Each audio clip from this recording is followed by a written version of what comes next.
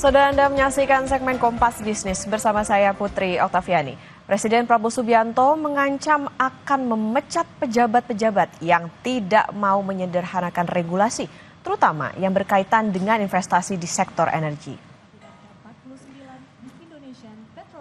Pernyataan tersebut disampaikan Prabowo saat membuka konvensi dan pameran tahunan ke-49 Indonesia Petroleum Association 2025 atau IPA Convex di BSD Tangerang, Banten. Prabowo meminta lembaga pemerintahan menyederhanakan regulasi serta menekankan prinsip melayani rakyat yang cepat. Ia mengancam mencopot pejabat yang tidak menyederhanakan regulasi hingga berdampak seretnya investasi. Yang tidak mau mensederhanakan regulasi akan saya ganti, akan saya copot.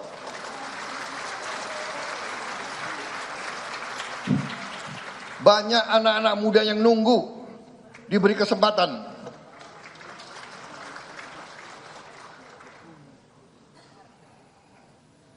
Saya minta dirubah budaya.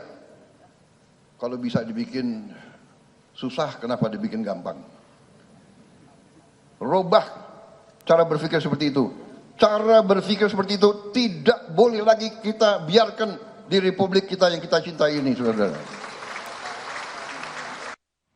Berikutnya, saudara, rapat Dewan Gubernur Bank Indonesia 21 Mei 2025 memutuskan menurunkan bunga acuan alias BI rate 25 basis poin menjadi 5,5%. Inflasi dan menjaga kurs rupiah sesuai fundamental menjadi pertimbangan Bank Indonesia menurunkan suku bunga. Bunga acuan yang lebih rendah juga diharapkan jadi angin segar bagi pertumbuhan ekonomi. Pada kuartal pertama, ekonomi Indonesia tumbuh 4,87% atau di bawah target APBN 2025 yaitu 5,2%. Bank Indonesia juga memberi sinyal penurunan lebih lanjut. BI menimbang suku bunga perlu diturunkan untuk mendorong peningkatan penyaluran kredit agar ekonomi mampu tumbuh lebih tinggi. Upaya mempertahankan stabilitas nilai tukar rupiah sesuai dengan fundamentalnya, serta untuk turut mendorong pertumbuhan ekonomi yang berkelanjutan. Kedepan, Bank Indonesia akan terus mengarahkan kebijakan moneter untuk menjaga inflasi dalam sasarannya dan stabilitas nilai tukar rupiah yang sesuai fundamental dengan tetap mencermati ruang untuk turut mendorong pertumbuhan ekonomi sesuai dinamika yang terjadi pada perekonomian global dan domestik. Sementara itu, kebijakan makrobudensial akomodatif terus dioptimalkan untuk mendukung pertumbuhan ekonomi yang berkelanjutan dengan berbagai strategi untuk meningkatkan pertumbuhan kredit dan mendorong fleksibilitas pengelolaan likuiditas oleh perbankan. Saudara, bunga acuan turun agar pertumbuhan ekonomi bergairah. Di sektor energi, Presiden Prabowo juga bilang akan pecat pejabat yang mempersulit investasi. Kompas Bisnis sudah bersama dengan Putra Satria Samijantoro, Head of Equity Research Bahana Sekuritas untuk mengulas strategi mengungkit pertumbuhan ekonomi dengan cepat. Selamat pagi, Mas Satria. Selamat pagi. Mas Satria, BI rate kan turun nih ke 5,5%. Akan berdampak apa sih ke pertumbuhan ekonomi? Ya, sebenarnya Bank Indonesia ini menghadapi dilema yang cukup sulit ya. Karena di satu sisi kita tahu ada perlambatan pertumbuhan ekonomi domestik, tapi di sisi lain tensi dari volatilitas di pasar modal, terutama di seluruh dunia itu belum selesai. Jadi pertumbuhan kredit masih tren menurun, tapi sebenarnya masih dalam rentang yang cukup sehat di atas 10%. Tapi yang lebih dikhawatirkan oleh pasar adalah timing dari penurunan Bank Indonesia rate itu sendiri. Kami di Bahana Sekuritas memang memprediksi adanya penurunan suku bunga di kuartal 2 ini, tapi kami tidak memprediksi bahwa akan secepat bulan ini ya, karena kami lihat dari segi globalnya ini masih cukup tinggi secara volatilitas. Misalnya suku bunga di pasar sekunder di Amerika Serikat dan di Jepang itu sedang dalam tren yang merangkak naik. Jadi suku bunga di Jepang itu untuk 20 dan 30 tahun obligasi itu adalah dalam level tertinggi sepanjang sejarah. Bayangkan, Jepang yang biasanya suku bunganya itu 0%, sekarang sudah 2,7% untuk obligasi 20 tahun, soal utang 20 tahun. Biasanya Jepang itu hampir tidak membayar untuk berhutang, yaitu 0% kan. Suku bunga di Amerika Serikat untuk obligasi di atas 30 tahun itu sudah di atas 5%. Jadi bayangkan apa yang akan terjadi jika suku bunga di Indonesia diturunkan. Sedangkan suku bunga di global itu sedang dalam tren yang merangkak naik. Ini yang menyebabkan kami melihatnya ini justru pasar finansial perlu waspada ya dalam melihat responnya di kebijakan Bank Indonesia ke depan. Mas, tapi gini, berarti penegasan artinya penurunan suku bunga atau BI rate ini dianggap kurang tepat meskipun kemarin pasar meresponnya hijau nih Mas IHSG. Betul, betul. Jadi sebenarnya ini pasar sudah melakukan antisipasi lebih awal. Pasar tuh selalu kan lebih awal. Jadi kalau misalnya Okta dan Kompas TV melihat dalam 2 minggu terakhir, seluruh aset IHSG, obligasi, terutama obligasi korporasi itu sudah rally, sudah naiknya itu cukup dramatis. Bisa saya bilang gitu loh. Mbak Hana sudah melakukan call buy untuk IHSG dari saat IHSG-nya masih di 6.100. Sekarang IHSG-nya sudah dalam 7.200 dalam periode 1,5 bulan. Jadi ini rally-nya sudah masuk kategori yang namanya overbought. Dan lagi-lagi IHSG itu kan bertindak sebagai proksi dari pertumbuhan ekonomi.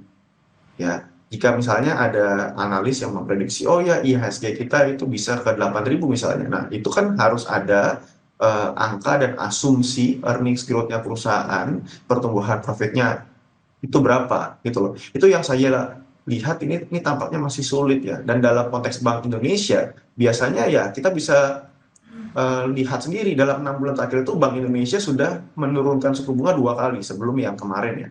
Sudah menurunkan suku bunga 2 kali. Apakah pertumbuhan ekonomi terkerek naik dengan drastis? Belum tentu juga. Oke. Mas Satria, Gubernur BI kemarin berharap BI rate turun, lalu penyaluran kredit bank bisa naik. Apakah ini serta-merta demikian atau nunggu juga nih perbankan juga menurunkan suku bunga atau bunga kreditnya? Iya, jadi kalau melihat laporan keuangan dari bank-bank di kuartal 1 dan yang baru keluar kemarin itu adalah misalnya BCA sudah mengeluarkan laporan keuangan bulanan untuk bulan April. Memang situasi likuiditas ketat itu masih berlangsung di perbankan di Indonesia. Artinya likuiditas ketat itu seperti apa? Perbankan itu bisa bertindak berkebalikan loh dengan Bank Sentral.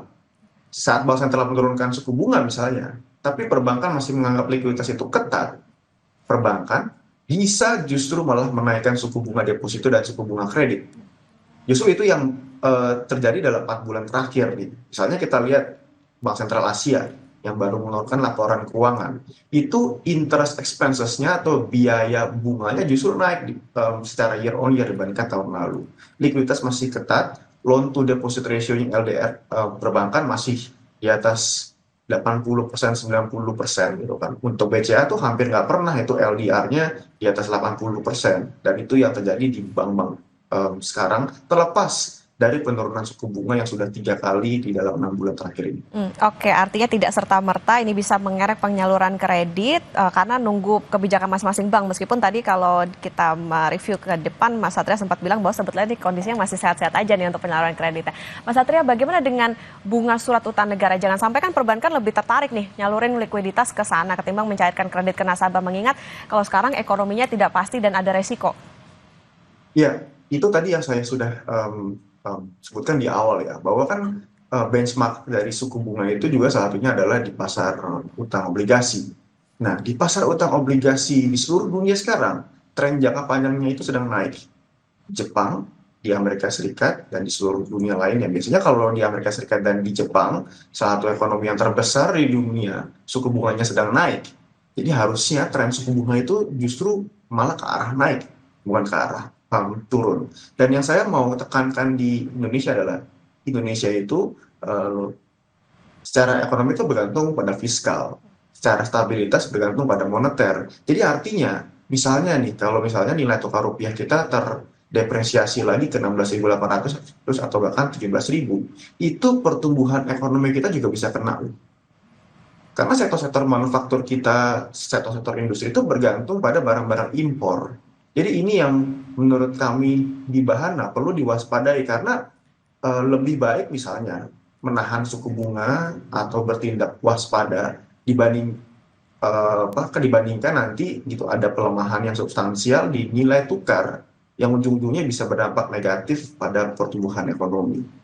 Oke, harus waspada soal keputusan yang diambil oleh Bank Indonesia. Artinya begini Mas Satria, apakah RDG kemarin ini kan sudah menurunkan suku bunga, ini juga jadi sinyal nggak sih akan ada penurunan bunga acuan kembali? Kalau iya terjadi, kapan dan berapa perkiraannya? Iya betul. Nah ini juga satu pertanyaan yang sangat penting nih. Biasanya kan suku bunga itu adalah kalau suku bunga sudah diturunkan, arahnya ke depan ini seperti apa? Terutama dari Bank Indonesia. Bank Indonesia memang di RDG kemarin mensinyalkan bisa ada penurunan suku bunga lanjutan. Namun kami di Bahana Sekuritas dan di pasar modal, saya melihatnya kemungkinan besar belum tentu ada penurunan suku bunga lanjutan lagi di semester 2 tahun ini. Karena ya secara struktural kenaikan suku bunga obligasi di Amerika Serikat itu karena ada defisit fiskal yang melebar, karena ada inflasi yang juga masih bisa naik karena tarif, itu bersifat sekuler gitu loh. Jadi suku bunga ini trennya ke arah naik gitu loh. Jadi Bank Indonesia masih akan bisa ada kenaikan suku bunga gitu loh. Tapi saya rasa kalau kami di Bahana mungkin tidak ada lagi penurunan suku bunga, bahkan kan kalau ada pun maksimal itu hanya satu kali lah di kuartal 4 2025 kami asumsikan. Oke, artinya memang potensinya ada tidak ada lagi penurunan suku bunga, tapi ini bisa dikatakan menjadi angin segar nggak sih kemarin tuh akhirnya keputusan BI menurunkan suku bunga acuan itu, Mas Satria? Iya, memang likuiditas yang ketat itu masih terjadi ya. Jadi dalam jangka pendek ini merupakan angin segar, dan terutama biasanya kalau saat ada langkah yang dovish atau kebijakan moneter yang longgar, rupiah biasanya kan melemah. Nah, untungnya memang kemarin itu rupiah justru menguat dari 16.400 ke 16.300. Jadi ada satu stabilitas moneter jangka pendek deh yang bisa dibilang ini cukup tepat momentumnya. Tapi secara jangka menengah dan jangka panjang masih ada resiko-resiko yang perlu diperhatikan. Dan ingat, stabilitas nilai tukar rupiah yang kita alami dalam 1 bulan terakhir, itu bulan lalu itu cadangan devisanya Bank Indonesia tergerus 4 miliar dolar dalam 1 bulan. Penurunan yang paling dalam di 2 tahun terakhir, saya rasa ya. Jadi masih ada satu resiko-resiko yang masih perlu diwaspadai, terutama dari sisi nilai tukar rupiah ke depan. Oke, Mas Satria, kita sedikit keluar dari soal BI, tapi sama-sama tentu bertujuan mendongkrak pertumbuhan ekonomi. Pejabat yang persulit birokrasi akan presiden copot, begitu katanya. Nah, regulasi seperti apa sebetulnya yang bikin perusahaan gesit, tapi juga tidak ada celah korupsi? Iya, jadi kan jika kita berbicara mengenai moneter, lalu kita kaitkan dari sisi regulasi dan ekonomi ya. Saya selalu bilang di awal bahwa perekonomian Indonesia itu sebenarnya tidak terlalu bergantung pada kebijakan moneter. Bergantungnya merupakan dari sisi kebijakan fiskal. Jadi ya kita itu kredit itu hanya sekitar 50% dari PDB. Hanya 40% masyarakat yang punya deposito di perbankan misalnya. Jadi saat suku bunga diatur ke atas atau ke bawah, ini hanya mempengaruhi 40 hingga 50% dari ekonomi. Tapi saat misalnya pemerintah melakukan efisiensi anggaran, pemerintah melakukan satu belanja pemerintah yang sangat-sangat targetnya sangat baik, itu bisa menstimulus pertumbuhan ekonomi jauh lebih tinggi. Gitu loh. Karena multipliernya ke konsumsi dan investasi itu sangat besar. Nah, ini yang menjadi catatan bahwa sebenarnya dalam 10 tahun terakhir itu secara jumlah investasi yang masuk di Indonesia itu tidak begitu kencang secara pertumbuhan yang. Kita tahu misalnya Omnibus Law Cipta Kerja ditembuskan di tahun 2021 ya, 2022 ya. Gitu. Tapi sekitar 4 tahun setelah Omnibus Law Cipta Kerja itu diterbitkan, belum ada investasi yang signifikan masuk ke Indonesia. Justru masuknya malah ke negara lain. Misalnya, itu kan Apple memutuskan untuk membuat pabriknya itu di India. Microsoft membuat data centernya itu di Singapura, di Malaysia itu di Johor.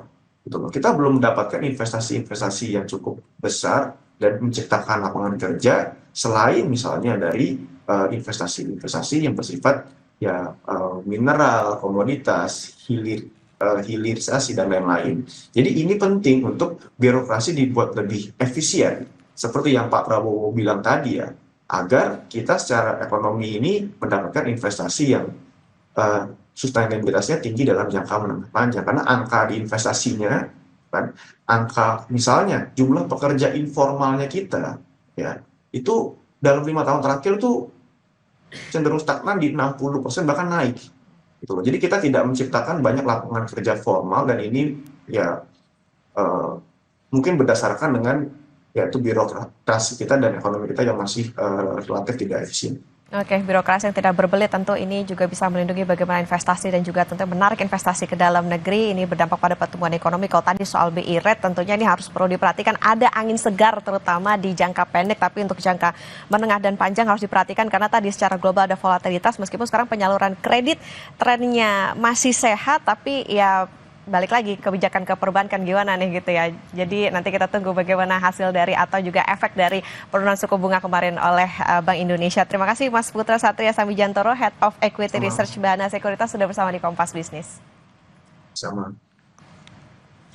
Saudara, Kementerian Ketenagakerjaan menggelar Bursa Kerja atau Job Fair pada 22 dan 23 Mei 2025. Kemnaker menargetkan 40.000 pengunjung hadir dalam Bursa Kerja kali ini. Informasi lengkapnya kami hadirkan saudara usai jeda.